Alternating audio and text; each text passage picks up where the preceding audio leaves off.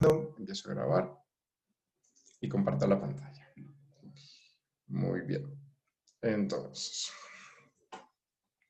aquí está. En la teoría del equilibrio, nosotros nos vamos a encontrar con todos los conceptos que relacionan a la oferta y a la demanda. Y los relacionan en un punto muy particular, que es este punto de equilibrio, donde, según la teoría neoclásica, yo encuentro muchas características especiales, ¿no? Por ejemplo, encuentro los precios de equilibrio y las cantidades de equilibrio, que son dos informaciones muy importantes, porque me hablan de los mayores niveles de eficiencia en el mercado, donde se maximizan los excedentes del consumidor y los excedentes del productor, donde se entiende que hay un mayor nivel de eficiencia social, sobre todo si pensamos en términos de Pareto, en fin. ¿Quién me puede ayudar con una buena definición de qué significa estar en equilibrio? O que un mercado esté en equilibrio.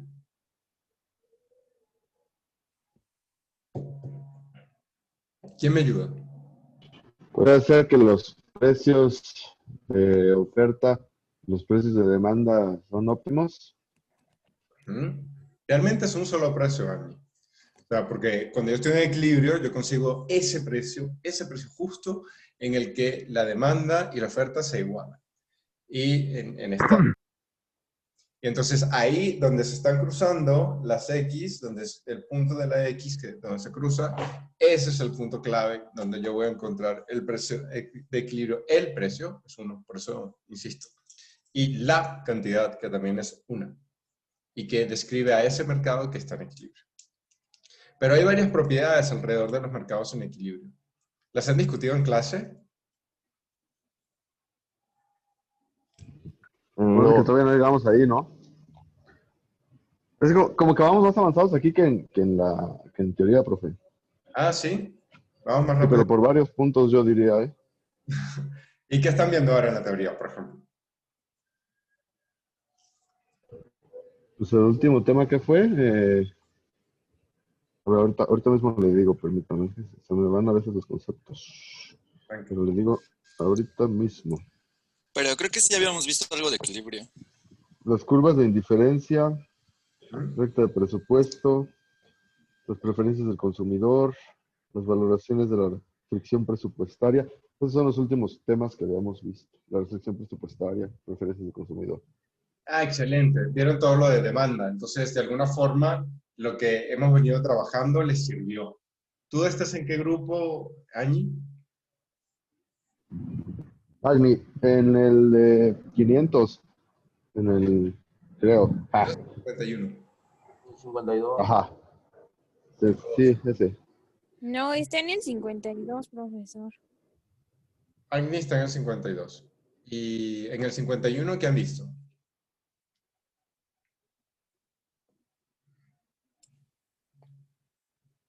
Creo que el último tema que expusimos fue elasticidades. Ya habían visto demandas y ofertas, ¿no? Ujú. Bueno, todo esta teoría trata de equilibrios, ¿no? Como dice el profe. Ok. Bueno, entonces para la gente que está en el 52, donde estaba aquí, pues esto va a ser introductorio, y para la gente que está en el 51 va a ser confirmatorio. Esa va a ser la idea. Pero lo podemos trabajar en conjunto. Fíjense que al final siempre terminamos en convergencia, que es parte del trabajo que nos toca hacer. Entonces, a ver, la gente que ya trabajó con elasticidades y que por tanto seguramente vio oferta, demanda, ¿qué tiene para decir alrededor del tema de equilibrio? ¿Qué configura a un mercado en equilibrio? Una competencia perfecta. Sí. ¿Y cómo se ve eso? ¿Qué significa la competencia perfecta? Más allá de los enunciados, discutamos conceptualmente qué significa, qué hace, qué pasa cuando los mercados están en equilibrio.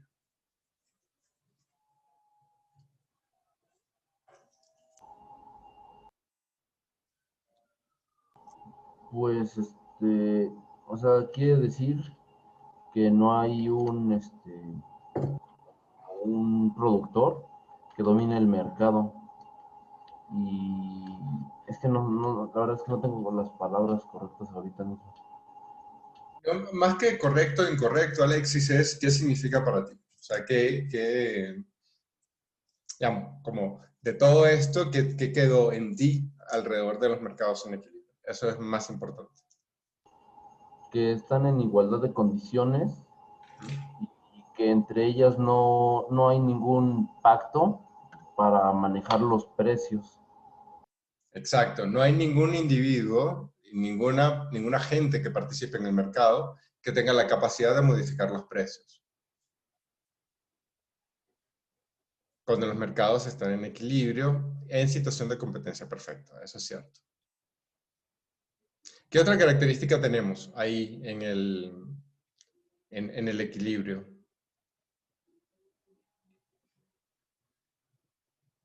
¿Qué otra cosa podemos decir?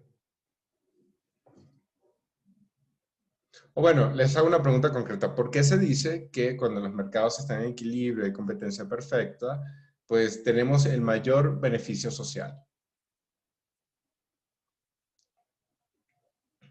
Desde la teoría neoclásica, ¿eh?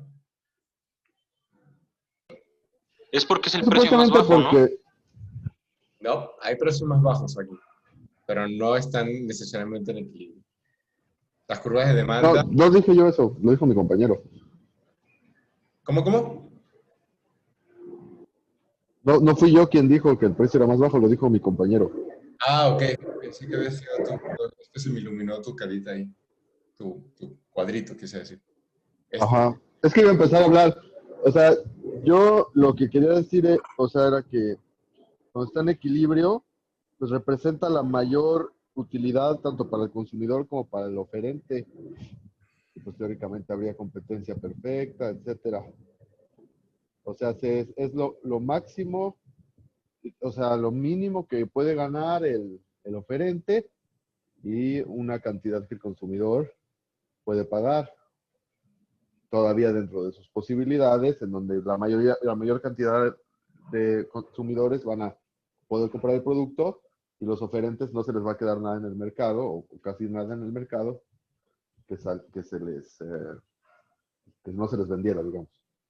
Exacto. Sí, porque justo lo que sucede es que ahí es donde se encuentra la mayor, digamos, el equilibrio entre que estén ganando los consumidores, y eso se observa a través de la curva de demanda, y que también estén ganando los productores. ¿Qué pasa después de los puntos de equilibrio?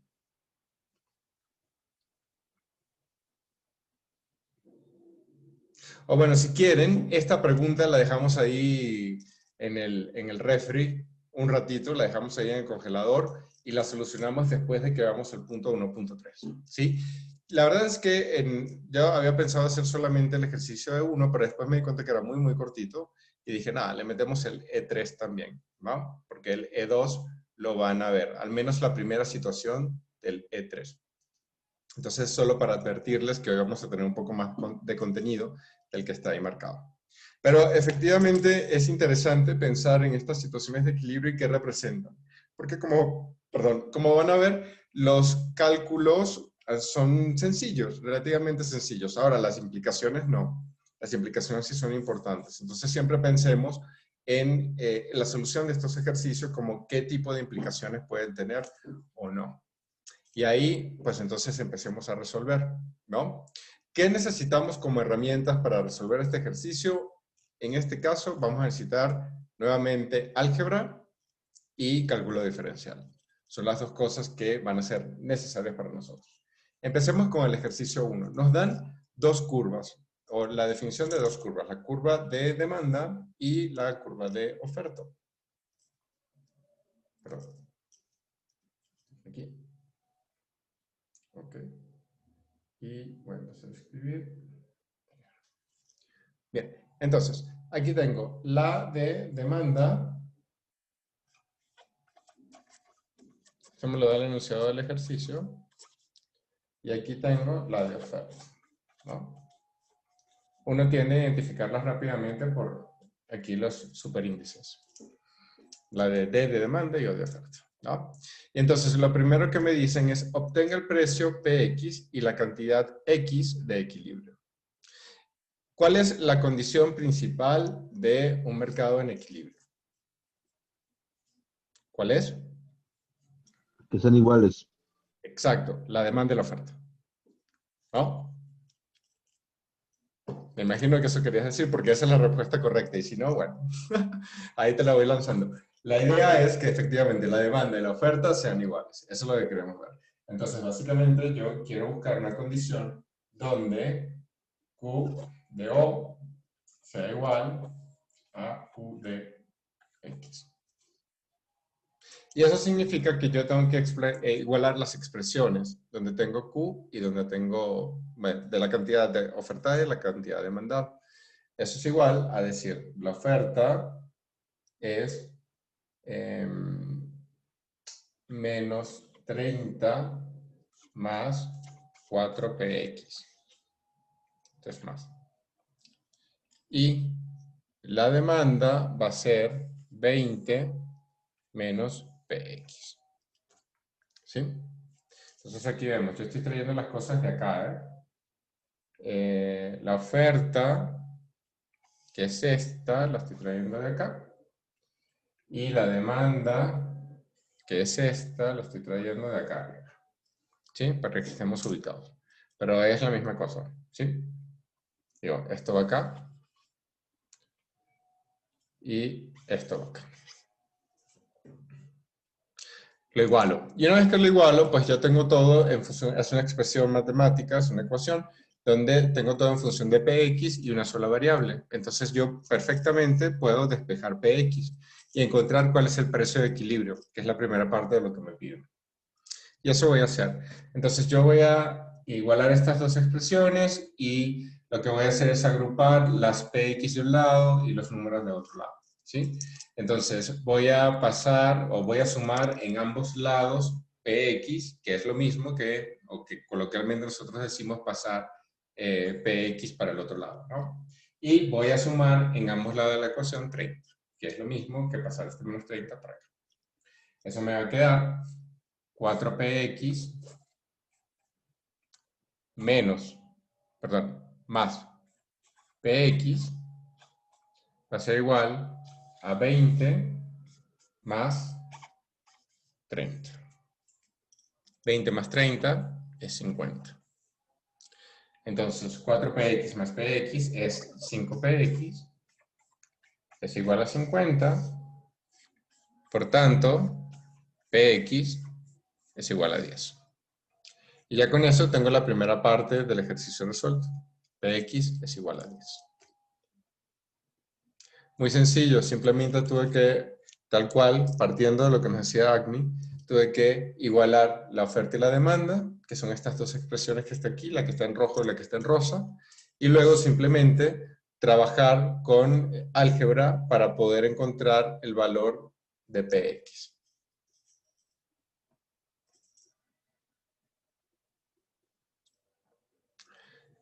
¿Alguna pregunta?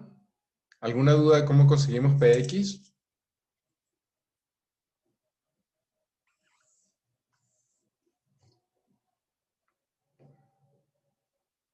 ¿Dudas, preguntas? ¿No? Ok, continuamos entonces. La otra cosa que me piden es el valor de x, es decir, de la cantidad. Si ya yo sé que px vale 10, porque lo encontré del paso anterior, ¿cómo hago para conseguir x?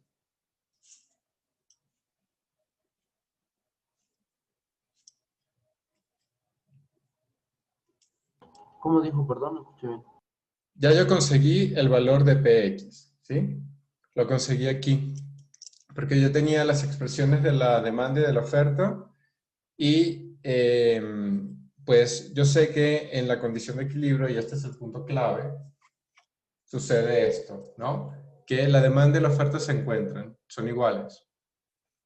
Y entonces, como yo sé que son iguales, las puedo igualar, y de ahí puedo despejar px. Eso es lo que acabo de hacer. Ahora me piden que consiga x. ¿Qué puedo hacer para conseguir x? Sustituir. Perfectamente. ¿En dónde sustituyo? ¿En la demanda o en la oferta? Donde sea, ¿no? Exactamente, donde sea. Puedo sustituir donde yo quiera porque justo en ese punto son iguales y lo vamos a demostrar.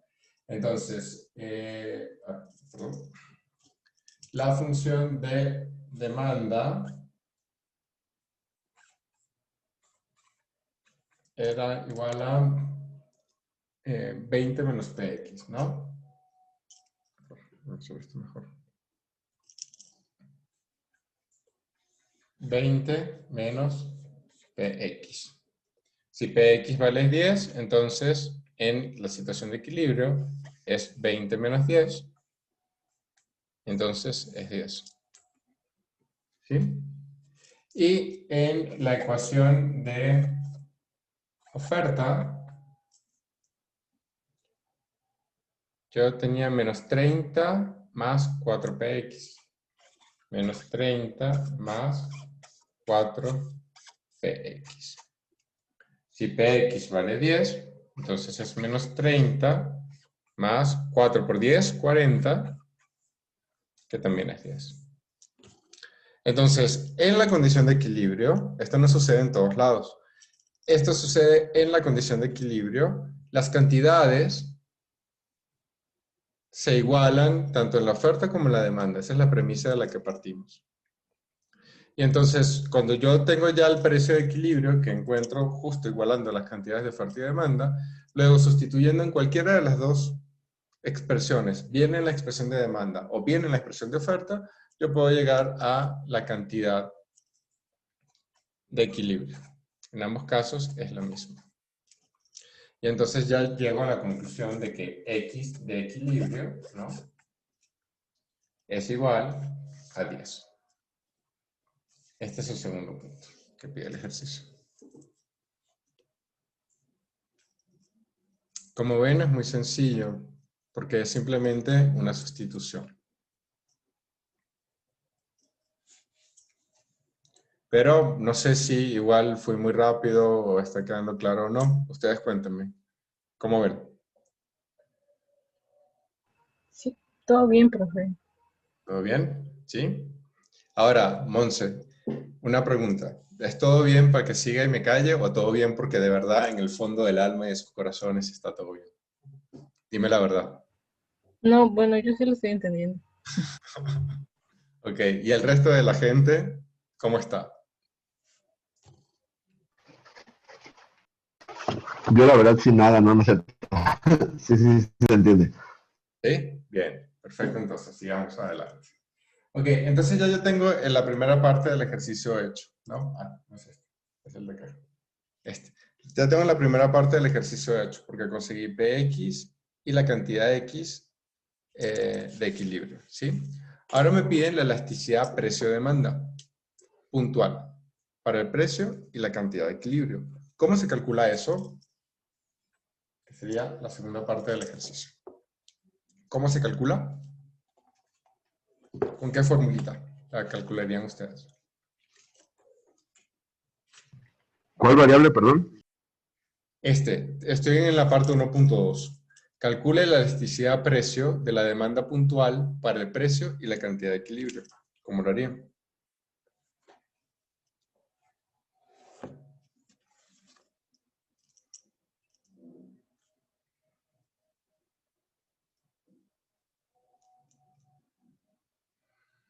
O bueno, primero, en el libro ya viene la definición, pero ¿qué significa la elasticidad precio de la demanda puntual? Es cuando es un cambio pequeño, ¿no? En el precio. Ujú. Pero un cambio pequeño funciona ¿qué? Porque el precio, de nuevo, ya vimos que hay distintas elasticidades. ¿Se acuerdan de la clase pasada? Calculamos elasticidad de ingreso, calculamos elasticidad de la demanda, luego incluso podríamos calcular la elasticidad de la oferta, pero en particular, ¿qué significa esta elasticidad precio de la demanda? La sensibilidad de la demanda ante los cambios del propio precio de la mercancía. Exacto. Y normalmente eso se da, o nosotros la calculamos así, cuando, como decía el compañero, estoy frente a un cambio que es pequeño. Y eso tiene una formulita para calcularlo, ¿no? Que de nuevo va a ser como las fórmulas de demanda, perdón, de elasticidad. ¿Cómo eran las fórmulas de elasticidad que vimos la clase pasada? ¿Qué característica tenían? Lo discutimos cuando sus compañeras y compañeros se estaban exponiendo. ¿Cómo era?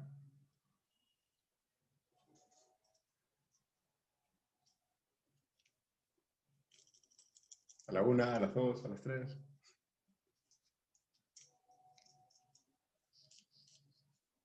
¿Cómo eran? La policía. ¿Cómo eran?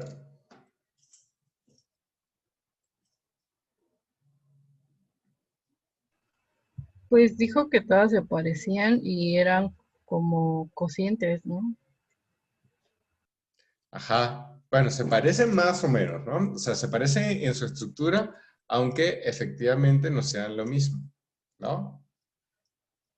Así que se parecen, sí, pero más o menos. Lo que efectivamente traen es un cociente.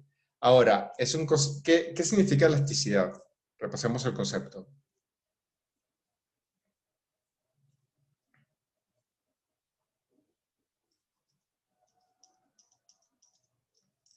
¿Qué significa? Pues cómo el precio cambia la demanda. Exacto, la proporción de los dos cambios. ¿Qué tanto cambia el precio versus la cantidad o el tamaño del cambio de la demanda? Entonces, es una relación entre dos proporciones, la proporción de cambio de precio frente a la proporción de cambio de la demanda. Por eso es que yo la defino de esta forma, ¿no? Como está ahí en el libro, que es la derivada de Q con respecto a Q sobre la derivada de P con respecto a P. Como ven, esto sigue siendo una relación de cambio. Y entonces, cuando yo hago esto, lo arreglo un poquito, ¿no? Me queda que es de Q de P por P sobre Q. Si yo aplico la operación de fracciones, pues me queda eso, ¿no? ¿Sí se acuerdan de la operación de fracciones? Lo voy a hacer aquí un paso intermedio. De Q sobre Q con dp sobre P.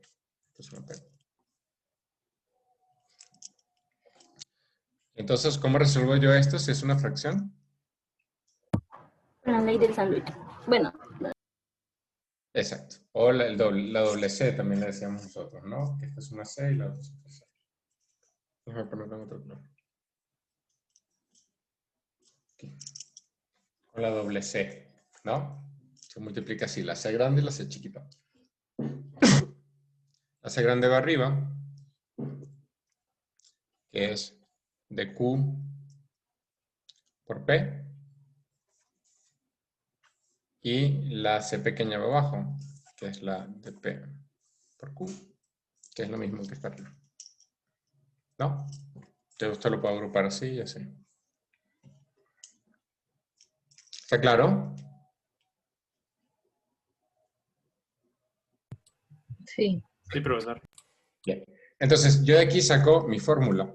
Y como en este caso estoy pensando en la demanda, pues yo lo que tengo que hacer es esta expresión, ¿no? Yo necesito solucionar esta expresión, porque el P y la Q ya la tengo, ¿sí?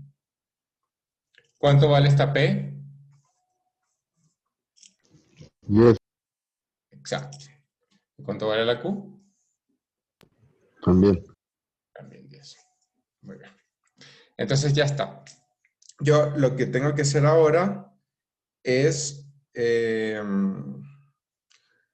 simplemente buscar la derivada de esto, ¿cierto? Esta derivada es la que me queda por solucionar. Y entonces voy a hacer eso. Y voy a meter acá, espérense, otro positivo. ¿No? Entonces, ¿cuánto vale Q? ¿Cuánto habíamos dicho que valía Q para la demanda? 10. Q. La expresión. Ah, ok, vale. 20 menos PX. Exacto. Y si yo hago de Q de P, ¿Qué tengo que hacer?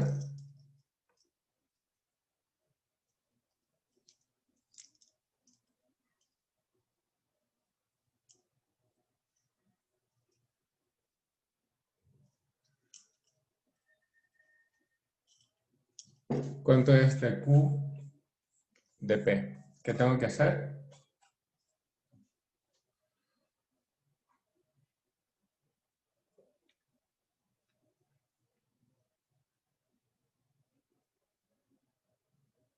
Está muy fácil. Anímense. No, pues nomás así derivar, ¿no? ¿Cómo va? Derivar, tal cual. Muy bien. Ya está. Eso. De 20 menos X. ¿Y esto cuánto me va a dar? Eso va a ser P1. Menos 1. Ah, sí, -1, perdón. ¿Sí? Exacto. Así como va. Buenísimo. Y entonces, aquí hay un asunto que tenemos que discutir.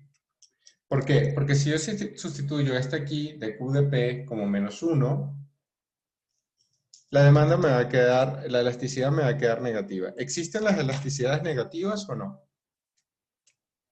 Yo digo que sí. ¿Así? ¿Y qué significan?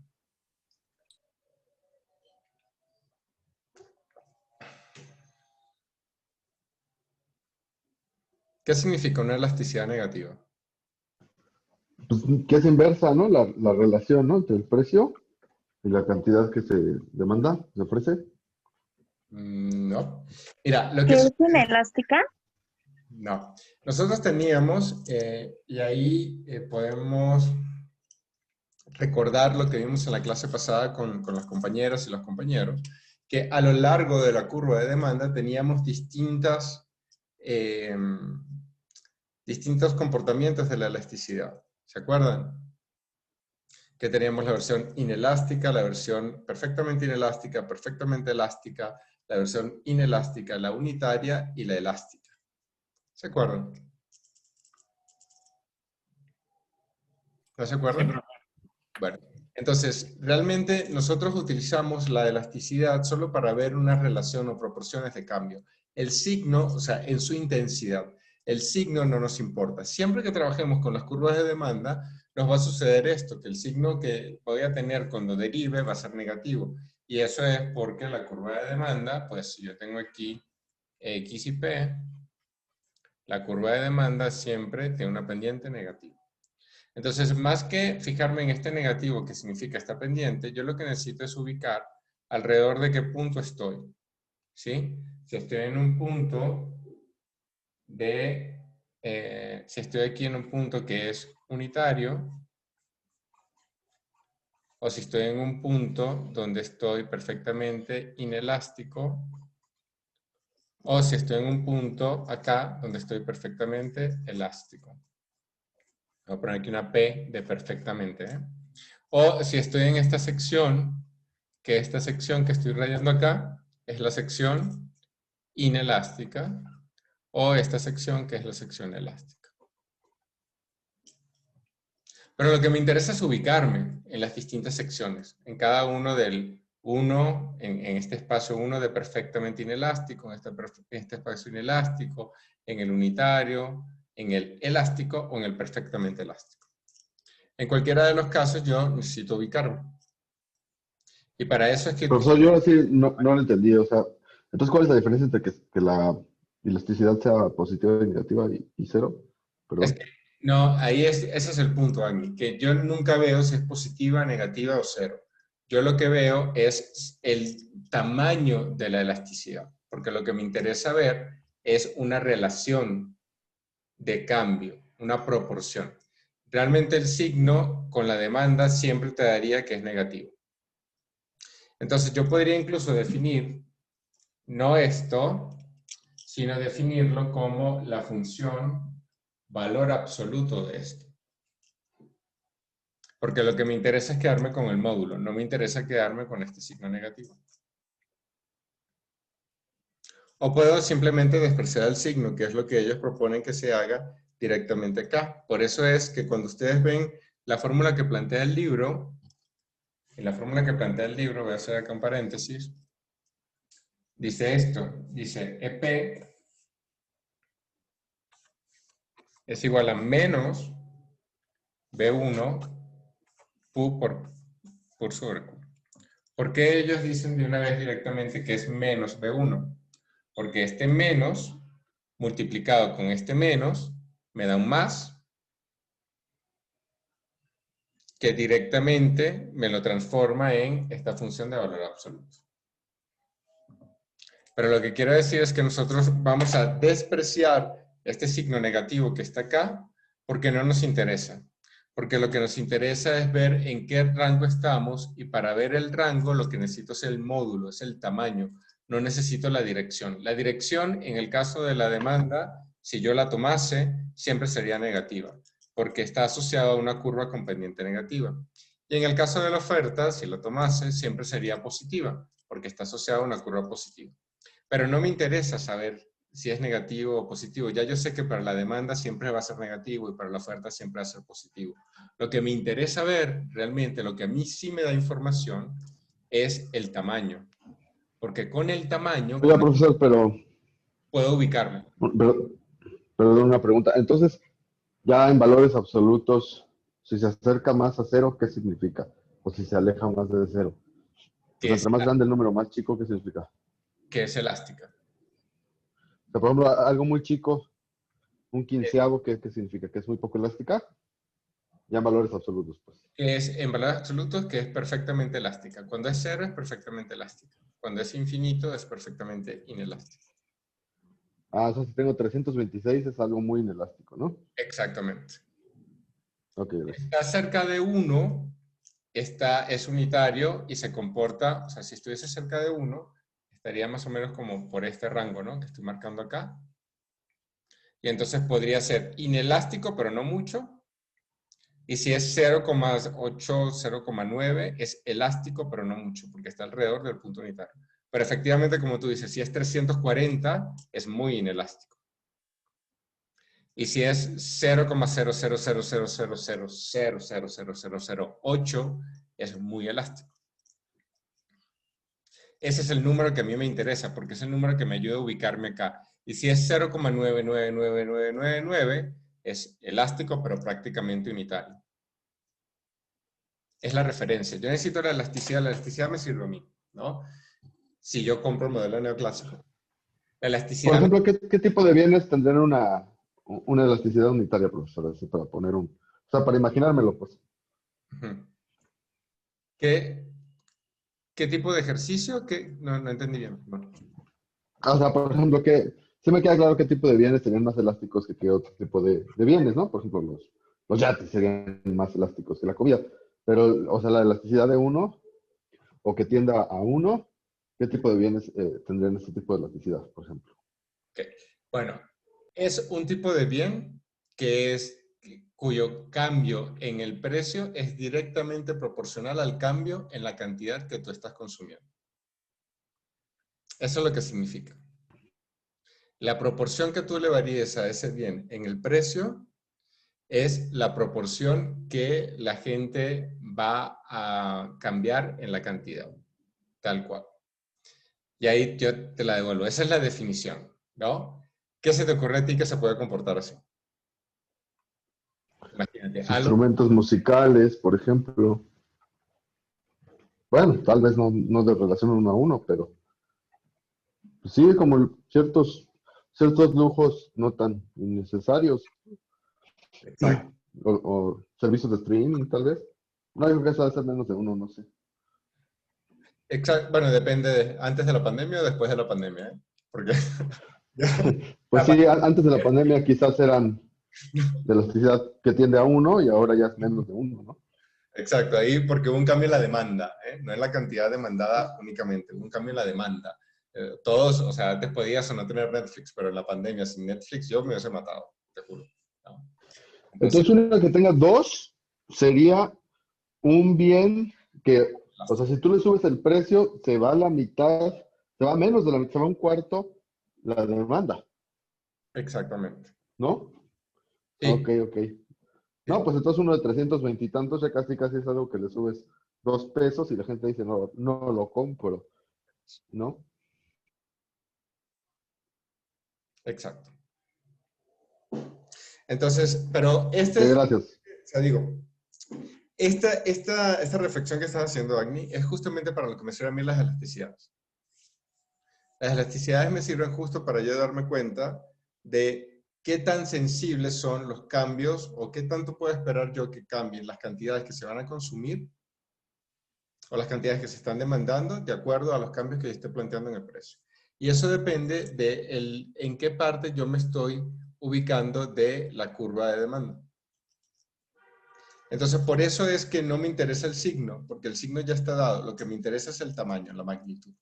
Entonces, por eso es que yo me voy a quedar con el valor absoluto cuando estoy trabajando con la demanda. Y bueno, como igual para la oferta va a ser el mismo caso, también me puedo quedar con el valor absoluto para la oferta. O sea, una definición... Pero la elasticidad de la oferta, ¿qué refiere? O sea, la elasticidad de la demanda es... Los cambios. Exacto, desde lo que estaría la gente dispuesta a pagarte, ¿no? De lo que ¿y estaría de la oferta? de lo que estarían los ofertantes dispuestos a poner en el mercado. Sí, los precios. Ok. Porque acuérdate que cuando nosotros estamos en equilibrio, ni los demandantes ni los ofertantes tienen la capacidad de decidir el precio. Ok. Como nadie tiene la capacidad de decidir el precio, porque eso se define a través del proceso de equilibrio. Bueno, de hecho, una de las formas que se analiza esto, la más común, es equilibrio walrasiano. No sé si ya lo han visto. ¿No? Es No, profesor. tanteo centralizado. Bueno, seguramente lo van a ver, ¿no? Una cosa bien loca esto, bien esotérica. El equilibrio walrasiano. Yo no, es que yo ya les he dicho varias veces, ¿no? Pero ustedes saben que yo así como neoclásico, muy neoclásico, no soy, la verdad. Pero bueno, esta economía neoclásica es la que se presenta con más fuerza en la mayoría de los programas y necesitamos entenderla.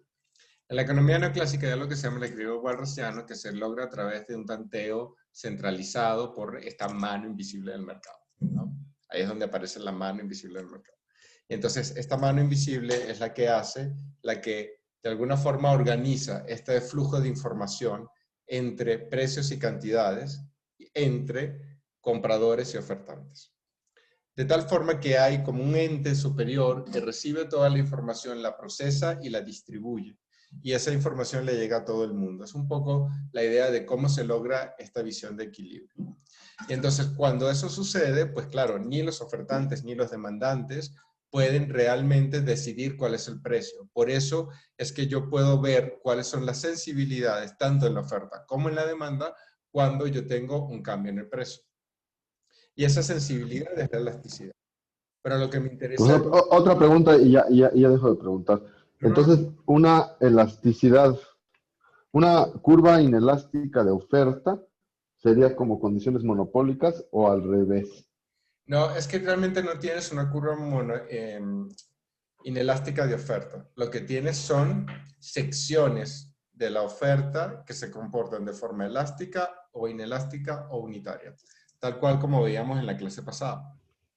Y como nos pasa aquí con la demanda, yo puedo hacer el mismo grafiquito y lo puedo hacer igual de feo, por cierto, ¿no?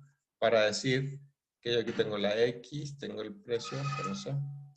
Tengo acá el precio, ¿no? Y entonces aquí ahora tengo mi curva de oferta. Y lo mismo me va a suceder, yo tengo secciones alrededor de esa curva de oferta. Y aquí está la unitaria. Pero ahora es para la oferta.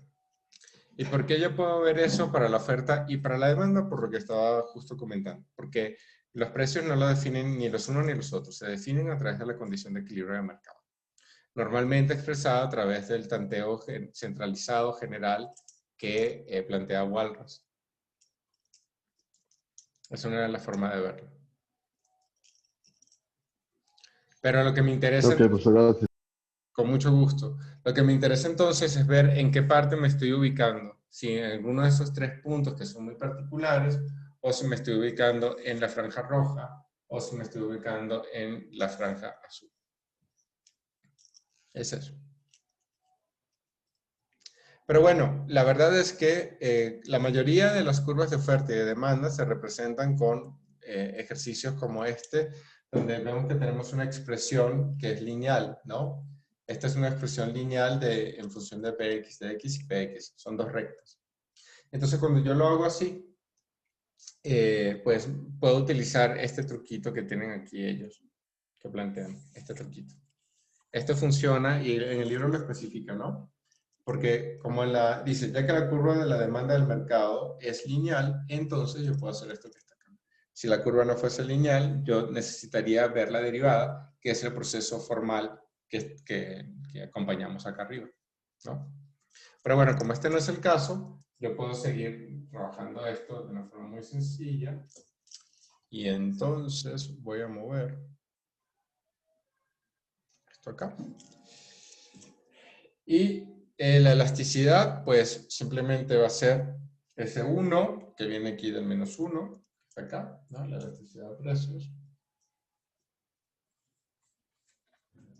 Va a ser S1, que acabo de sacar de acá, por 10, que es el valor de Px, sobre 10, que es el valor de Y. Entonces aquí voy a poner Px, ¿no?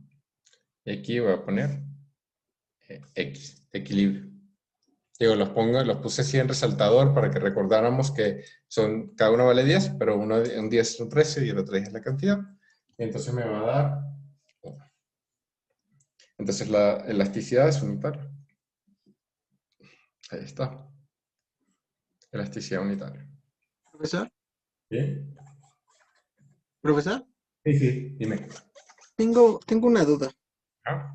Lo que pasa es que nosotros ya, bueno, más o menos vimos lo que fue, bueno, ya vimos lo que fue la elasticidad basados en Kutoyani, y yo lo tengo como al revés. O sea, si nos acercamos más de cero, la demanda es inelástica, y si nos acercamos más a infinito, la demanda es perfectamente elástica. Entonces ya me hice un poco de confusión aquí. Ah, no, sí, es así. Yo lo dije al revés. ¿Quién lo dijo al revés? Es como tú dices. ¿Yo le dije al revés o no? Capaz fui yo el que me hice bolas aquí mientras lo estaba marcando porque estaba muy pendiente de los puntos. ¿Qué dije yo? A ver Es si me que, equivoco. ¿Qué dije? es que le dijo al revés, entonces por eso me quedé con la duda, si era al revés o si entre más infinito más elástica y más a cero inelástica. Sí, es así. Es mientras más infinito, más elástica, más acero elástica. Sí, le dije. Entonces. Gracias. Gracias, Pablo, por traerme. Lo que pasa es que de verdad no estaba concentrado en ese análisis, sino más en marcar cada uno de los puntos. Y entonces me equivoqué, perdón. Pero es como dices tú, Pablo. ¿Sí? Aguas, Agni, porque si te confundí, avísame y lo repasamos, ¿eh? Bueno, a ver, entonces, ya nada más para quedar claro. Entonces, si es de punto 5, es entonces cuando el precio cuando la cantidad demandada se vuelve un cuarto si se duplica el precio, ¿no? Y el truco, exacto, el truco para esto es, miren, podemos pensar en las demandas perfectamente elásticas, ¿son los precios? No. Y las perfectamente inelásticas, ¿no? Y esta es la reglita memotécnica, por eso sé que cuando me lo nombró Pablo, me di cuenta del error, ¿no? Porque la verdad es que te ayuda mucho pensarlo ya en los casos extremos. Si yo graficase las curvas que son puras, ¿no? Entonces esta I es de inelástico. O sea, la demanda inelástica como esta, que efectivamente tiene una pendiente infinita, esta es inelástica. Y esta, que hace como una suerte de E entre los ejes y la forma, es la elástica. La perfectamente elástica. Que donde tú analices esta curva, pues siempre va a ser inelástica, y donde analices esta, siempre va a ser elástica. Que son dos tipos de demanda muy particulares. Entonces, les sugiero, bueno, es lo que yo utilizo, por ejemplo, como regla memotécnica para dejarlo claro. Y así fue que yo, comparando con lo que está diciendo Pablo, mientras estaba en mi mente, llegué rápidamente a la conclusión de que lo había dicho al revés. Pero esta ayuda, ¿eh? Esta poquito ayuda. Lo pueden checar. Gracias, Pablo. La totalmente inelástica, entonces, ¿tiene la pendiente 0? Sí, la inelástica es esta. ¿Sí, no? Sí, sí, sí. Porque la demanda que es Y la curva de oferta en el corto plazo es así, ¿no? exacto. Lo que va a suceder es que cuando tú estás con la demanda inelástica, no importa el precio que cambies, la gente siempre va a seguir consumiendo. Y esto es típico de las cosas que son súper necesarias para la vida, ¿no? Lo hablábamos la clase pasada, como por ejemplo la gente que tiene insulina, etcétera, ¿no? Y la verdad es que de la demanda elástica se dice que básicamente no hay un ejemplo concreto, real, aplicable, así como podríamos decir la insulina para la demanda inelástica, ¿no? Porque, bueno, básicamente sería si tienes dos refrescos que son exactamente iguales, en fin, ¿no? Es como el ejemplo que se usa, pero es un ejemplo muy malo. La mejor aproximación a esto es decir que efectivamente es un caso que muy difícilmente podemos ver en la realidad, mientras que la demanda inelástica sí, porque existe ciertas necesidades de consumo que son muy prioritarias y que son independientes del precio que tú le puedas dar, porque hay algunas cosas que necesitas para vivir, ¿no? Ahora, por ejemplo, que el agua entró en bolsa, ¿sí supieron eso? Que ahora el agua se cotiza en bolsa, el agua que tomemos, la que necesitamos para vivir, ¿no? ¿Cómo es eso? Sí. Bueno, eso puede ser una tragedia total, ¿no? La verdad, y es una cosa que a mí me tiene muy preocupado. ¿Por qué? Porque necesitamos el agua para vivir. Como se comiencen a privatizar todas las fuentes de agua, por ejemplo, pensemos en una cosa que para mí sería apocalíptica, que es que todas las fuentes de agua del mundo fuesen privatizadas. ¿Qué significaría eso para nosotros? Al precio que la vendan, al precio que las compramos, ¿no? ¿Más capital? ¿Perdón? Yo digo que el que más tenga para, bueno, el que tenga para comprarla, pues la va a poder tener y el que no, pues se va a morir de sed. Bueno, en el caso más extremo de los extremos, sí. Yo no creo que eso vaya a poder ser así porque, bueno, habrá una respuesta social, pero, digamos, hacia allá nos estamos moviendo. Entonces, esos bienes que son como de súper primerísima necesidad, pues deberíamos intentar protegerlos. Porque sucede esto un poco, ¿no? En esta lógica del mercado neoclásico, que bueno, que yo de nuevo no es que compre mucho, pero incluso en este modelo nosotros podríamos ver cómo hay ciertos bienes que independientemente del precio, pues vamos a seguir consumiendo, que es lo que quiere decir el concepto de inelasticidad. Pero bueno, de nuevo, le agradezco a Pablo por la corrección, porque bueno, entre estar pendiente de explicarme las cosas me fui. ¿Sí? ¿Alguna duda o avanzamos?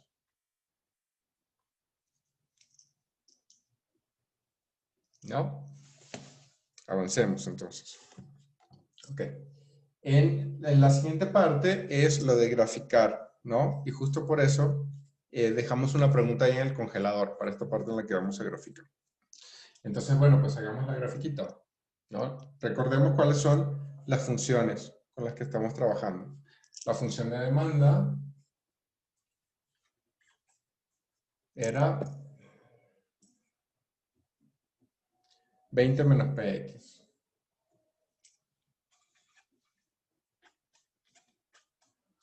Y la función de oferta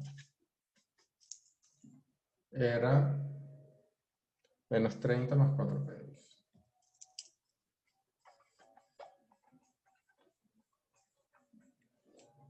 ¿Sí? Y entonces lo que me piden es que las grafique. Y ahí nuevamente voy a utilizar lo que yo aprendí en mate de graficar funciones. Aquí voy a tener px. Si quiero graficar la curva de oferta, ¿qué es lo primero que hago? La curva de oferta es esta. Lo voy a marcar aquí en amarillo ahorita. Perdón, de demanda. Dios, estoy haciendo todo al revés hoy. Ustedes ténganme paciencia. Esta es la curva de demanda, la que marqué en amarillo. ¿Qué tengo que hacer? ¿Qué hago para graficar eso?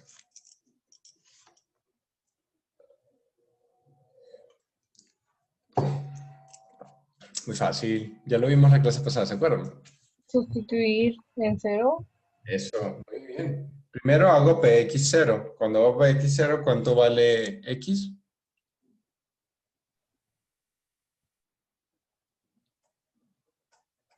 Y PX 20. 20. Muy bien. Ahí está, 20.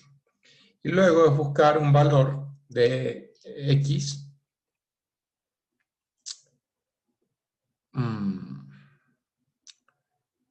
Tal cual que cuando X vale a 0, yo pueda encontrar cuál es el valor de PX. ¿Cuál sería?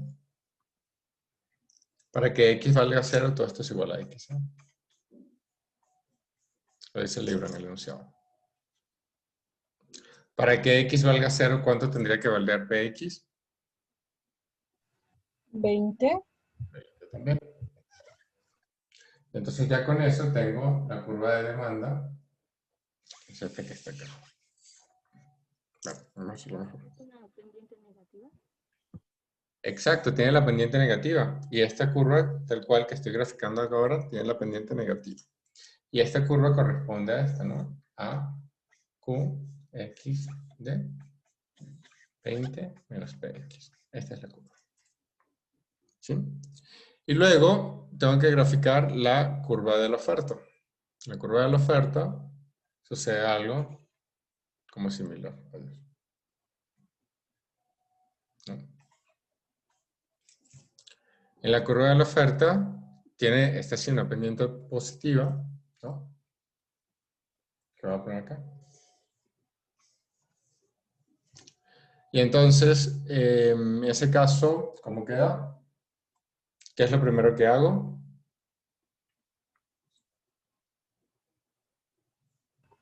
Igualar a 0. ¿Es igual a 0? ¿Qué sucede?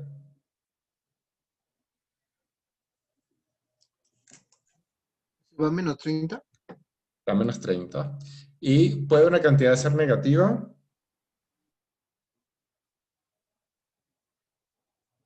¿O no? No. No. Entonces yo lo puedo hacer para graficar, pero voy a saber que tengo que despreciar una parte de esa gráfica, ¿sí?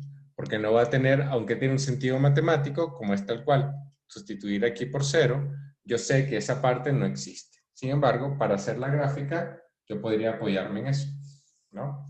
Lo voy a hacer acá. Entonces voy a poner por acá una suerte de menos 30, y es aquí donde va a estar el corte.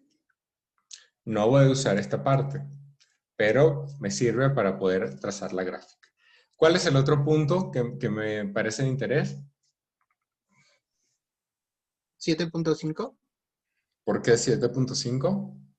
Porque en ese caso, para igualar a 0, tendríamos que dar el total de 30. Entonces, 30 entre 4, 7.5. Exactamente. Entonces el otro punto parece ya va no sobre el eje X, sino sobre PX. Es acá, ¿no? Que sería, bueno, como por acá. Que sería 7,5, ¿no? Entonces yo puedo trazar la recta ya, ¿no?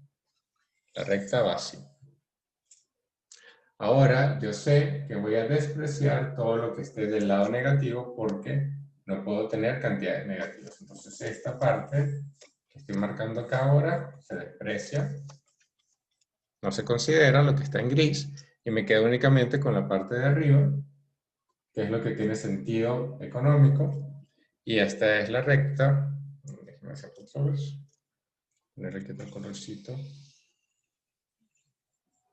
Y esta va a ser la recta QX de la oferta igual a menos 30 más 4PX. Eso es. Este punto que está acá, al centro, ¿cuál va a ser? Este punto que está marcando en amarillo. El de equilibrio. Equilibrio. Ese es el punto de equilibrio. Y ese punto de equilibrio yo lo voy a poder ubicar tanto en condiciones de precio como en condiciones de cantidades. ¿Cuál va a ser el precio que voy a marcar acá? 10. 10. ¿Cuál va a ser la cantidad? 10. 10 también. Perfecto. Y eso es lo que a mí me muestra cómo se ve gráficamente una condición de equilibrio. Se ve en el punto amarillo donde se encuentran, en este punto de acá, donde se encuentran la oferta y la demanda, y donde yo puedo determinar cuál es el precio y cuál es la cantidad. Y eso lo hago haciendo todo el ejercicio que hicimos anteriormente, donde igualábamos las cantidades para obtener luego el precio, y luego podíamos sustituir ese precio tanto en la ecuación de demanda como en la oferta, porque es el mismo, y conseguir ese punto 10. ¿Y por qué es el mismo? Porque cuando se cruzan, este punto que está acá al centro, este punto de equilibrio, pertenece tanto a la curva de demanda como tanto a la curva de demanda como a la curva de oferta. A ambas pertenecen. Y por eso es que yo puedo sustituir en cualquier lado. Geométricamente también lo puedo ver. En la gráfica es muy claro. Y entonces esto me da mi PX, que está acá, y de equilibrio, y me da mi X, que está acá, de equilibrio. Es lo que consigo. En general, todos los análisis de equilibrio terminan siendo esto. Terminan siendo una relación entre PX y X, ¿no? De equilibrio, que son los puntos donde se encuentran las ofertas y la demanda. En este caso fue bastante fácil calcularlo porque yo tengo expresiones lineales tanto para la demanda como para la oferta. Pero no es el caso siempre, ¿eh? Yo puedo tener expresiones cuadráticas o puedo tener otro tipo de expresiones polinomiales tanto para la demanda como para la oferta. ¿Sí? Entonces, en ese caso, pues bueno, es un poco más complicado el cálculo, pero el procedimiento será siempre el mismo. Yo necesitaré ver dónde están esos puntos de corte. El punto de corte significa dónde se igualan. Y donde se igualan significa que forman parte de las mismas curvas, ¿no? Ese punto pertenece a ambas curvas a la vez. Y lo que tengo que hacer, pues, es un poco más de álgebra para poder encontrar el punto que me interesa.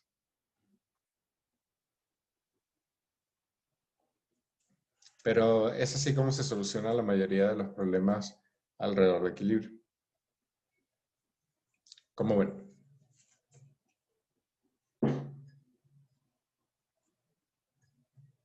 ¿Queda alguna duda?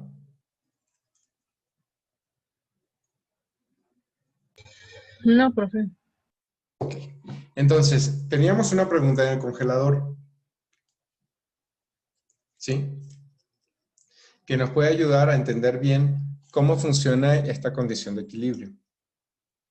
Y la pregunta era, ¿por qué nosotros decimos que socialmente este punto de equilibrio es un punto óptimo? ¿Por qué será? Porque todos somos iguales. Ay, ojalá. Pero no. ¿Por qué ya no existe la competencia? ¿Por qué qué? ¿Por qué qué? ¿Por qué no existe la competencia? Ya que no varían los precios. Bueno, es una suerte de que en general, cuando el mercado está en equilibrio en competencia perfecta, perdón, la competencia existe así, en esta condición de competencia perfecta. Pero, fíjense, vamos a hacer un análisis un poquito más detallado de estas gráficas, ¿no? Y de la intersección. ¿Qué pasa en este punto? A ver, con colores, voy a salvar. ¿Qué pasa cuando yo estoy vendiendo, ¿qué está acá? 3. ¿Qué pasa en la oferta? ¿Y qué pasa en la demanda? ¿Qué sucede?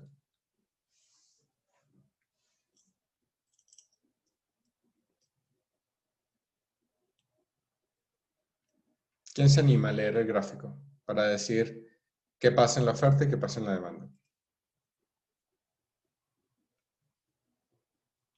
¿Pero dónde? Perdón.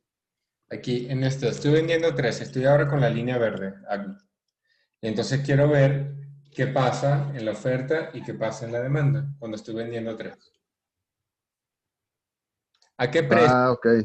¿A qué precio están dispuestos a vender los ofertantes esos 3 y a qué precio están dispuestos a pagar los demandantes ese 3?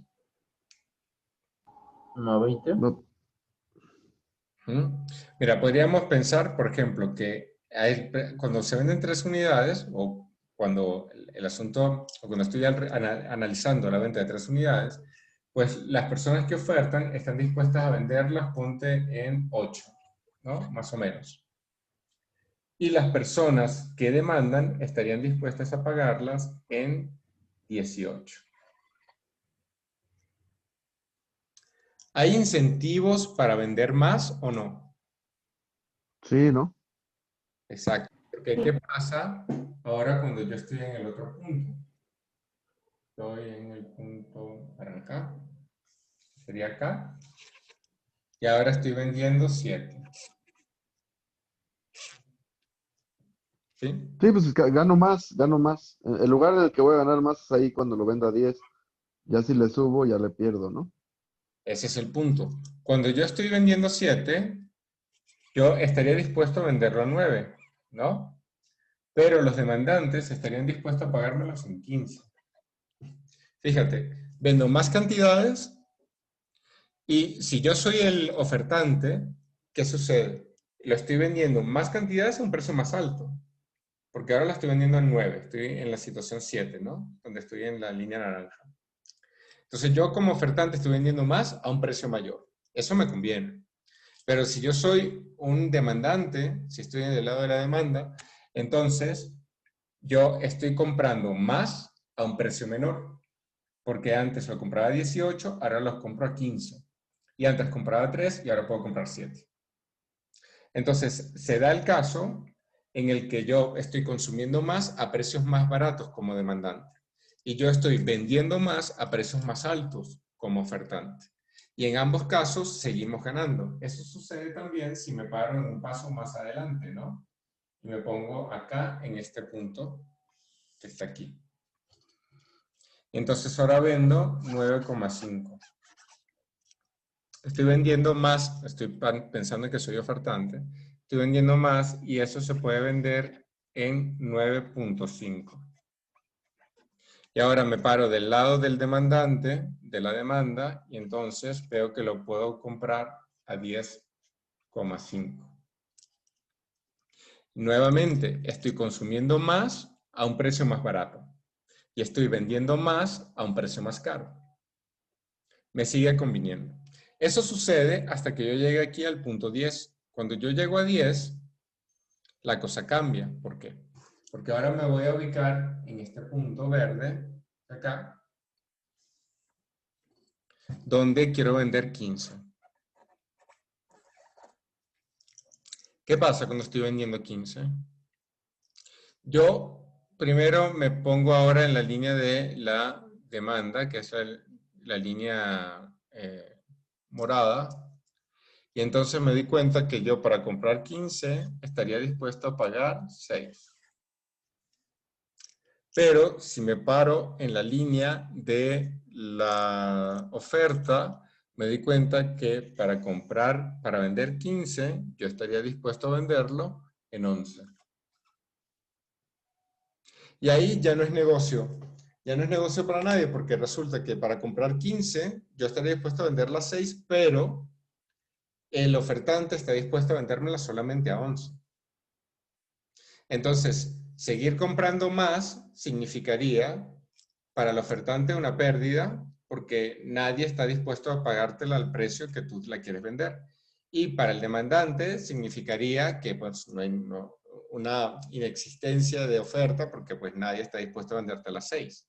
Entonces, una vez que yo paso este rango de la competencia perfecta hasta acá, lo voy a marcar ahora en azul claro, este azul.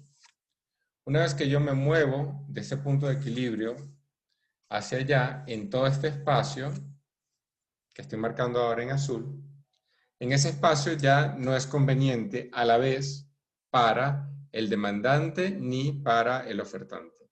En el espacio previo, que fue el que acabamos de analizar, que voy a marcar ahora en rosa, en este espacio previo sí. Particularmente en ese espacio se evalúan dos cosas, ¿no? Que es la relación de lo que yo tengo entre las curvas. Entonces, por un lado, voy a marcar en gris. Déjenme modificar un poco este dibujo porque está como muy feo. A ver si puedo borrar. Voy a borrar las líneas con las que trabajé, ¿sí? Para simplificar un poco el dibujo.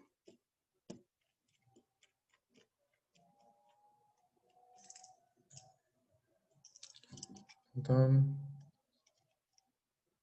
voy a hacerle.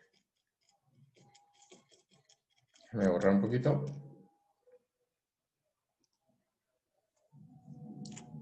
Ok. Y ahora sí, vuelvo a redibujar. O elegir aquí. Ok. Entonces, en este espacio, yo normalmente voy a intentar analizar las áreas que están comprendidas ahí. Y entonces me voy a dar cuenta que lo que yo estoy marcando acá, en este triángulo, es un área donde los consumidores están ganando. ¿Por qué? Porque en este espacio, ellos dispuestos a pagar más, están obteniendo un precio mucho menor. Y en este otro espacio, en el rojo, es un lugar donde los ofertantes están ganando. ¿Por qué? Porque ellos estarían dispuestos a pagar, a vender a un precio menor y están recibiendo un precio mucho mayor.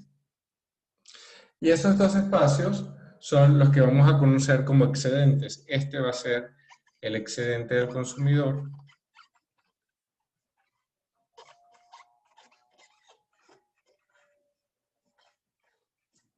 Y este va a ser el excedente del productor.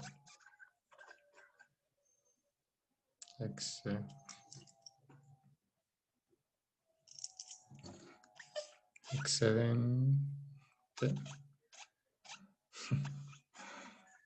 productor.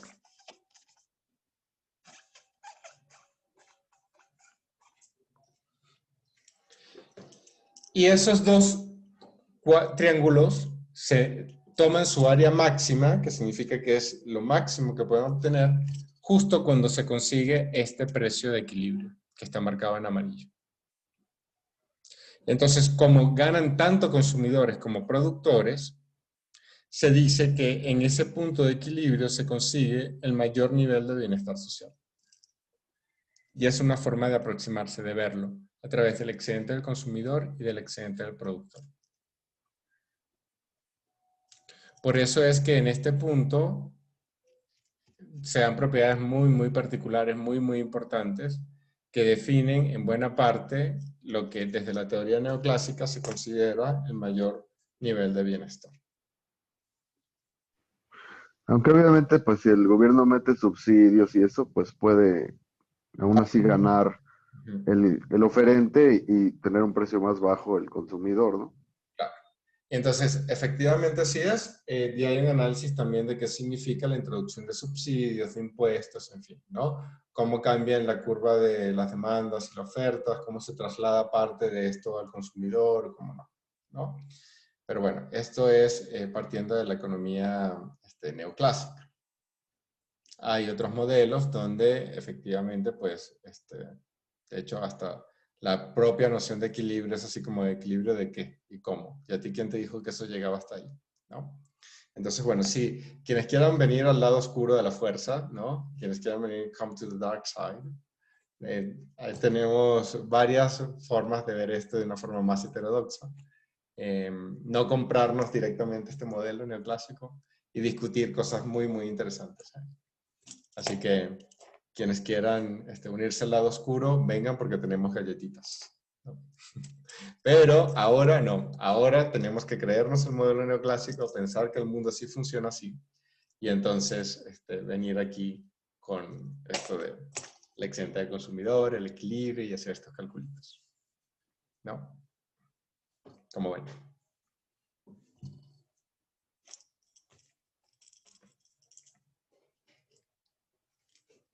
¿Alguna duda, algún problema, algún comentario alrededor de esto?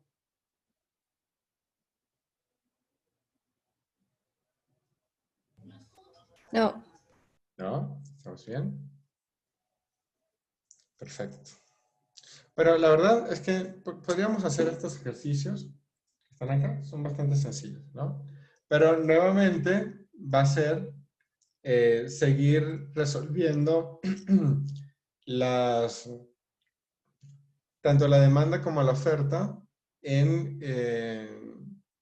para cada uno de estos, ¿no? En el ejercicio 3, lo que sucede es que tenemos la interacción de dos bienes. Y entonces lo que tenemos que hacer para resolverlo es un sistema de ecuaciones, ¿no? porque nos piden PX1, PX2, X1 y X2. Entonces tenemos 4 variables y tenemos 4 ecuaciones. ¿Se puede solucionar o no?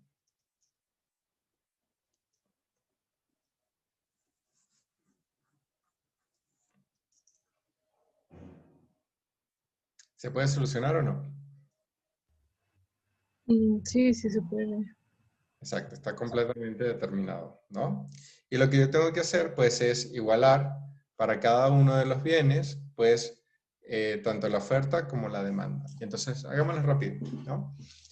Yo aquí lo que necesito es simplemente reorganizar esto un poco y decir que Q, la demanda de 1, el bien 1, igual Q con la oferta. Es decir, trabajar primero con la fase ecuación. Y de forma simultánea, decir que igual a Q hoy X. Que necesito que se encuentre ahí. Y entonces luego de esto es simplemente ¿Qué es? con la solución matemática de esto, ¿no?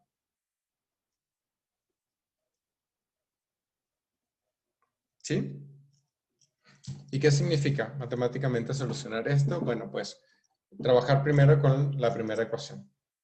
Y entonces, si trabajo con la primera ecuación, que sería esta, yo lo que tendría que hacer es esto de 30 menos 5 px1 más 3 px2, que va a ser igual a la oferta de, en ese caso, que es menos 4 más 5 px1. Y luego trabajo con la segunda ecuación, que es esta, ¿no? Esta que está acá. Y entonces va a ser 12 más 3 px1 menos 2 px2 es igual a menos 3 más px2.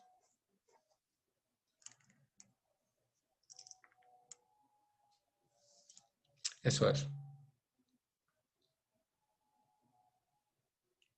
¿Sí? ¿Está más o menos claro o no?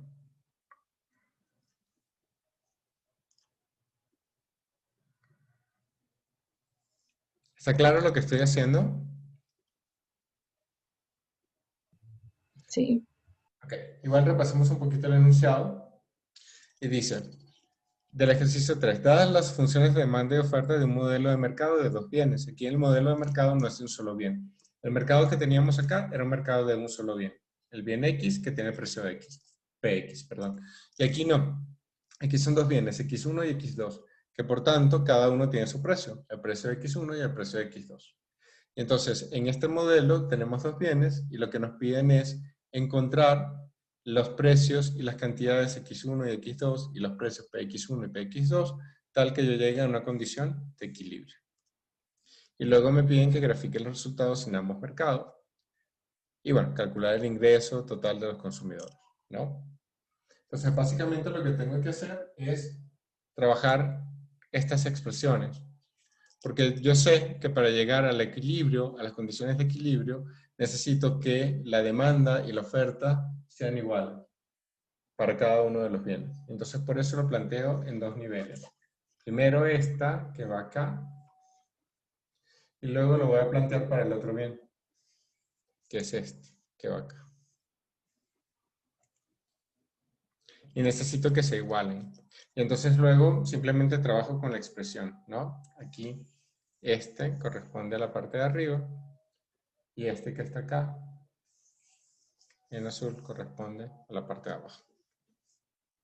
Pero como los mercados tienen que estar en equilibrio, todas estas condiciones se tienen que satisfacer a la vez.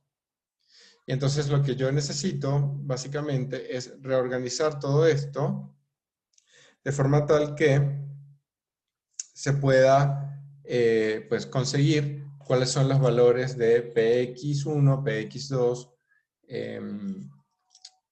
bueno, en este caso, en ambos, ¿no? Y luego, efectivamente, los valores de x1 y x2 sustituyan. En cualquiera de los casos. Pero como ven, al final, cuando yo igualo, tanto lo amarillo como lo azul, me quedan dos ecuaciones con dos incógnitas. Las incógnitas que me quedan son px1 y px2.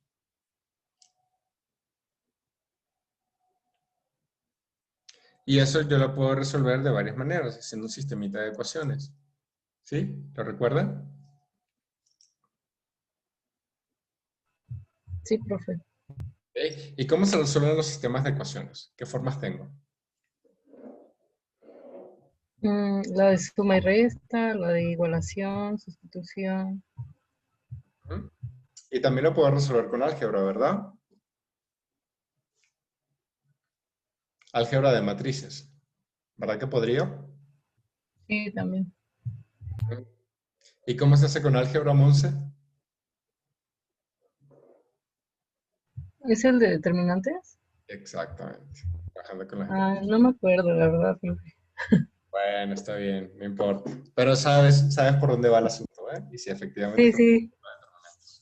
Muy bien, con eso me conformo siempre y cuando ya hoy no duermas hasta que recuerdes cómo es que se calcula esto con los determinantes, ¿va? Sí, profe. ¿Palabra? Sí, lo prometo. Entonces vamos a hacer eso. ¿Sí? Me voy a traer estas ecuaciones. Aquí lo resuelven por la suma de ambas, ¿no? Las igualan a 0 y bueno, como se dan cuenta que los 3px quedan igual, la suman. Entonces, bueno, hagámoslo como está aquí planteado, ¿sí? Entonces, voy a trabajar primero con la parte amarilla y lo que voy a hacer es igualar toda la parte amarilla a 0. Y eso significa sumar 4 de un lado, ¿no? Lo voy a hacer aquí primero, todo lo amarillo. Es 30 menos 5px1 más 3px2 igual a menos 4 más 5px1. ¿Sí? Esta es la parte amarilla. Lo voy a marcar acá para que tengamos la referencia. Ok. Entonces ya sigo escribiendo y ahora lo que voy a hacer es sumar 4 a cada lado. O como coloquialmente se dice, pasar este 4 para allá. Y voy a sumar menos 5px1 a cada lado, o como coloquialmente se dice, pasar 5px1 hacia el otro lado.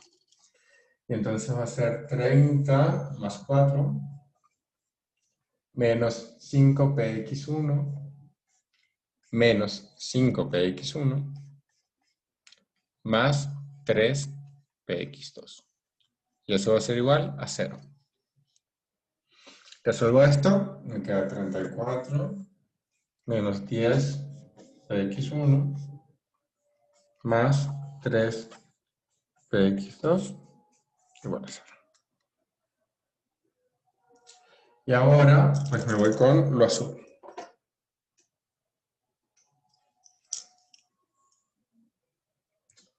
Lo azul era 12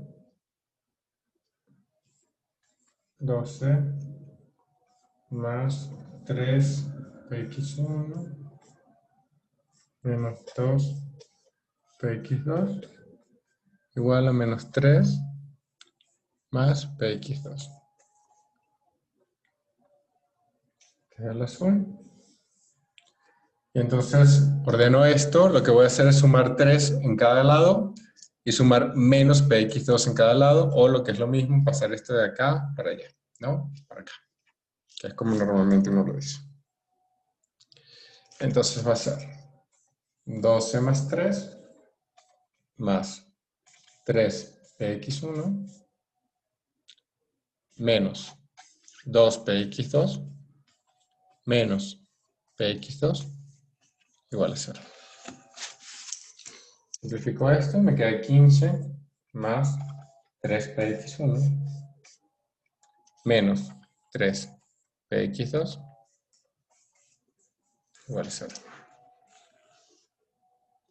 Y ahora voy a sumar la expresión amarilla con la expresión azul.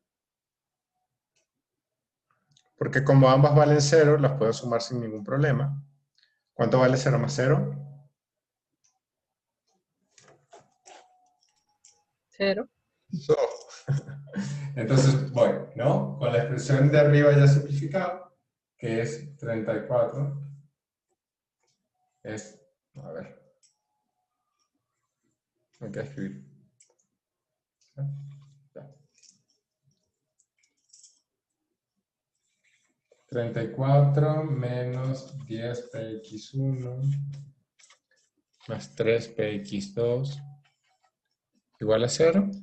Y la otra era 15 más 3px1 más menos 3px2 igual a 0. Esta es la expresión azul. Esta es la expresión amarilla. Y la sumo. Y evidentemente esto me va a dar 0. 34 más 15 es 49. Menos 10px1 más 3px1 es menos 7px1. Y más 3px2 menos 3px2 es 0. Entonces me queda 49 menos 7px1 es igual a 0. Y de aquí me queda que px1 es igual a 49 entre 7. O sea, 7. Px1 es igual a 7. ¿Sí? ¿Cuánto vale px2? Yo lo hice y también vale 7. Okay. Vamos a ver si coincidimos. Ojalá y sí, ¿no?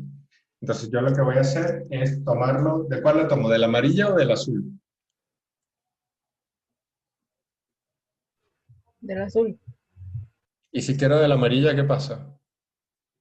Pues también se puede. También se puede. Muy bien. ¿Tú de cuál tomaste, Monse? ¿El amarillo o el azul? Del azul. Ok, entonces yo voy a tomar la amarilla. ¿Va? Entonces, Sí. bien. Va a ser 34 menos 10px1 más 3px2 igual a 0. ¿Sí?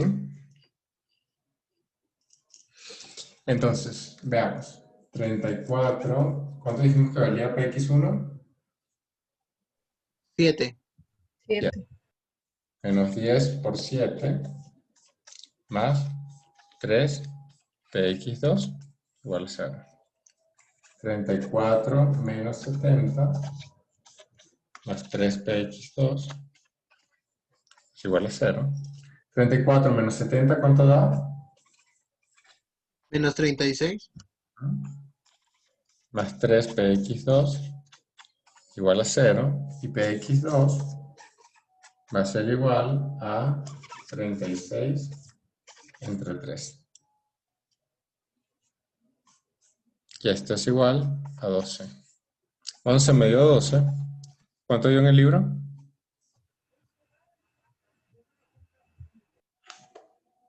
12 también. Ganamos, 11. 2-1. El libro y yo. Llegamos. Sí, sí. ¿Tenías algún error de cálculo por ahí? Sí, un signo. Ah, ok. Bueno, entonces px1 vale 7 y px2 vale 12. Ahora, me queda por calcular cuánto vale x1 y x2. ¿Cómo hago para calcular x1 y x2? ¿Sustituir? ¿Podemos sustituir? Sustituimos. ¿En dónde sustituimos?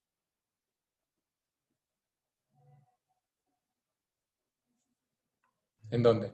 En la que nos da el libro, que dice x1 igual a 30 menos 5p de x. Bueno, cualquiera de las 4. Exactamente.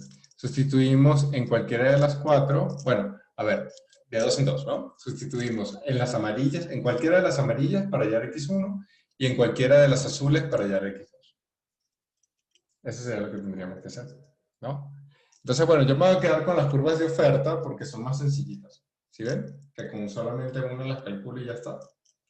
Entonces, aguas, porque si tienen un examen, si yo fuese ustedes, para una vez que ya haya calculado cuánto vale px1 y px2, buscaría la expresión más sencilla para hallar x1 y x2, porque da igual. ¿Para qué me voy a poner a sumar y a restar tanto como lo que aparece en las ecuaciones de las curvas de demandas? Si la curva de oferta también me lo va a dar. Entonces voy a hacer eso, ¿sí? Entonces, para calcular, lo voy a poner aquí, ¿no? Entonces aquí voy con x1 y la curva de demanda, ¿ya está? x1 de oferta, perdón, x1 menos 4 más 5 px1. Entonces, con la curva de oferta de x1, que es menos 4, había dicho, ¿no? ¿Cuánto era? Más 5. Sí, más 5 px. Es igual a x1, ¿no? Entonces, x1 vale 7, ¿no? Sí. Menos 4 más 5 por 7 es igual a x1. 5 por 7. 35. 35 menos 4. 39. 31, ¿no? 35 menos 4. 35 positivo menos 4. Y ahora voy con x2. Y la curva de demanda de x2, de oferta, de x2 era la curva de oferta de x2 es igual a menos 3 más px2. Eso es igual a x2. ¿Ok? Y menos 3 más px2 es igual a menos 3. ¿Cuánto valía px2? 12. 12. Igual a x2. Y esto es 9. 9 es igual a x2.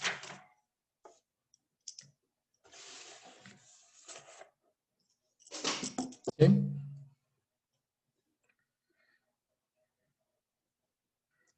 Y luego, simplemente tengo que graficar, ¿no? Hagamos eso. ¿Ya? Y entonces yo voy a tener mi eje de precios.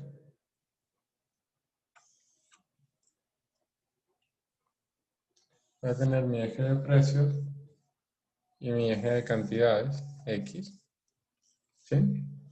Entonces voy a graficar en tonos verdes, azules, lo que tenga que ver con X1, X2, y en tonos rojos, naranjas, lo que tenga que ver, perdón, en tonos verdes, azules, lo que tenga que ver con X1, y en tonos rojos, naranjas, lo que tenga que ver con X2. ¿Sí? Básicamente lo que me está pidiendo el ejercicio es que yo haga 4 líneas. Una línea de demanda de el bien X1, una línea de oferta del bien X1.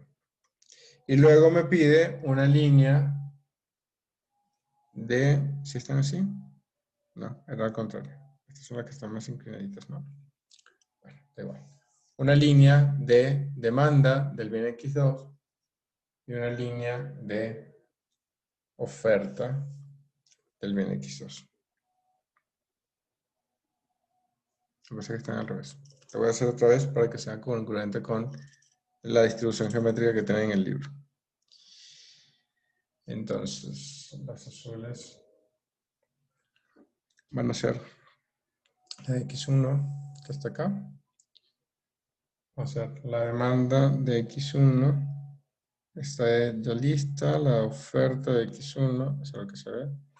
Así. Mientras que La demanda del bien 2 se ve como así. Y la oferta del bien 2 se ve así. Entonces piensen que el mercado, los puntos de equilibrio del bien 1 y el bien 2, pues están uno hacia los verdes azules y otro hacia los rojos, ¿no? Entonces que yo pueda determinar pues estos puntos, que van a ser para mí los puntos importantes. Este punto de acá, este punto de acá, el otro punto importante es este punto de acá y este punto de acá, ¿no?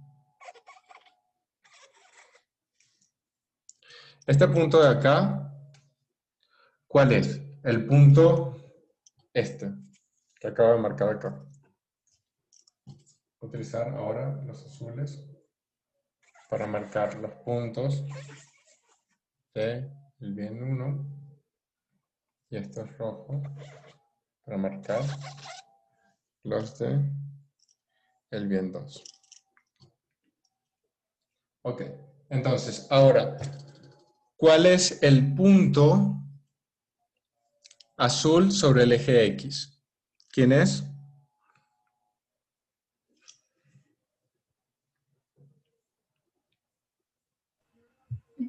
Son los que acabamos de calcular. Exactamente.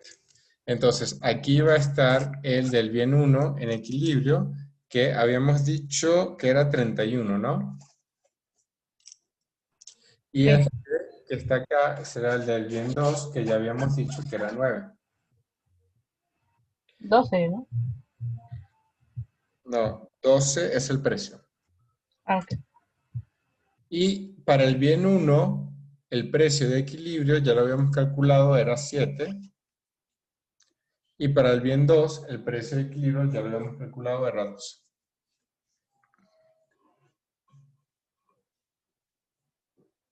¿Sí? ¿Lo recuerdan? Lo que queda es calcular los lugares geométricos de las curvas, ¿no?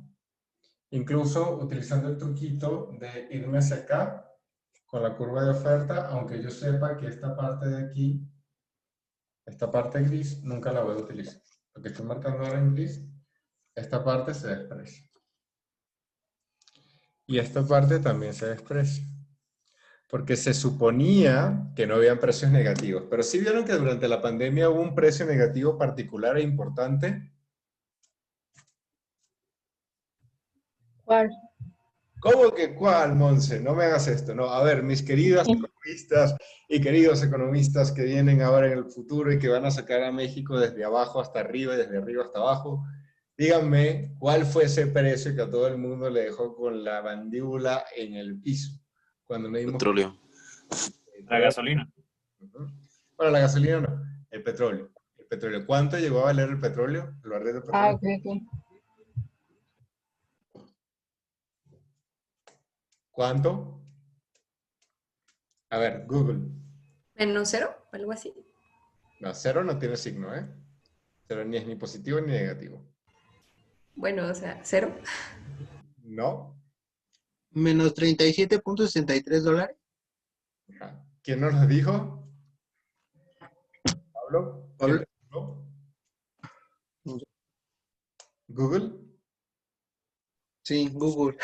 Hiciste muy bien, Pablo. Eso era justo lo que había que hacer. Meterse. Yo no me acordaba cuál era la cifra, pero sabía que era menos 30 y pico, ¿no? Pues sí, gente, tuvimos un precio negativo. Se supone que teníamos que quemar todos los libros de economía porque no es posible que exista un precio negativo. Y lo tuvimos durante la pandemia porque así es de interesante este mundo. Pero bueno, no pensemos en ese caso particular, ¿no? En general, todo lo que está marcado aquí en gris y que sigo marcando en gris no se utiliza, ¿eh? Todo esto gris se supone que no se va a utilizar y que nosotros nos vamos a quedar únicamente con lo que no está marcado en gris, que es hacia adelante.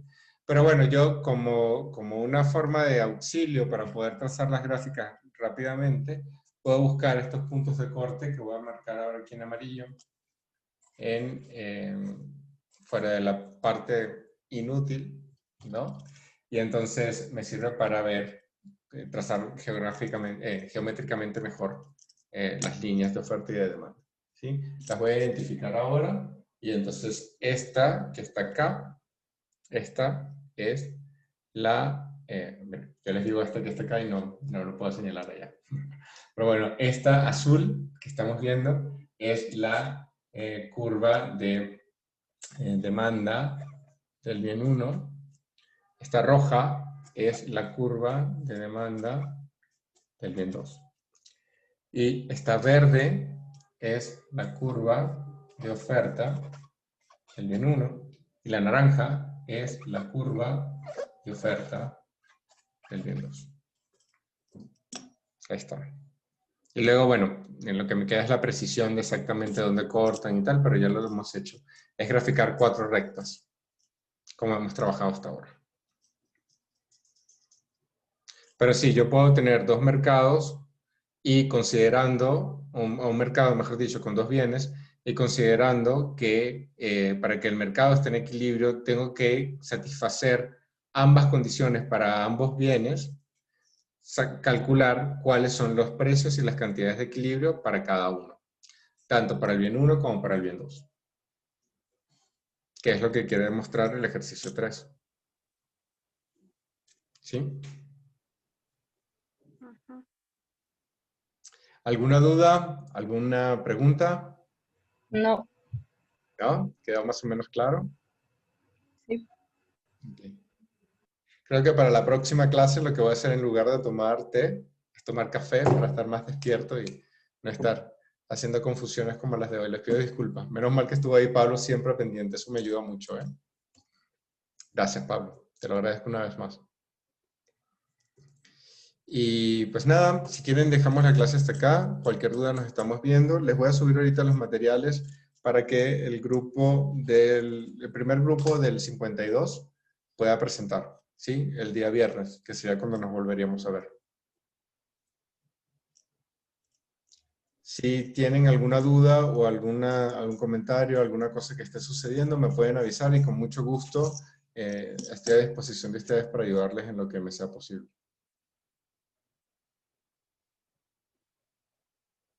Sí, profesor, gracias. Ok, profe, gracias. Muy bien, que estén muy bien, feliz noche, descansen y nada, nos vemos el viernes entonces. Igualmente, profe, nos vemos. Bye, prof. Gracias, hasta luego. Hasta luego. Buenas noches, profesor. Chao.